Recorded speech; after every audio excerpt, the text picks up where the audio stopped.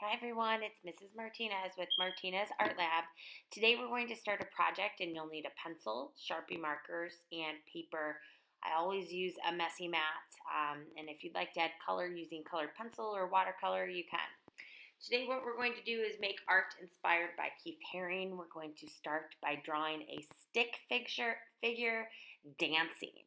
So in my case, I'm going to make the legs kind of bent, and I'm going to put the arms up in the air, kind of bent and waving around. The best part about drawing a stick figure is it can look a little crazy.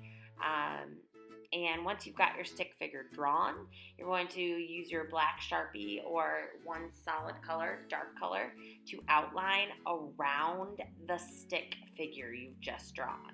So now I'm going to take my single lines and I'm going to outline them in kind of like I was making a bubble letter, except I'm going to make a bubble person right now. So I'm outlining right around all of my sticks. So you can see my arms have formed, my legs are forming now. I'm going to draw the knee in there so we can see it a little bit better. And finally, I'm going to fill in my head, so my circle head up on top. And now I have my Keith Haring inspired figure. So now I'm going to add a heart to my figure, and that's what I want you to add somewhere in your paper. In this case, I'm going to have my hand kind of balancing the heart, and I'm going to stick that in there.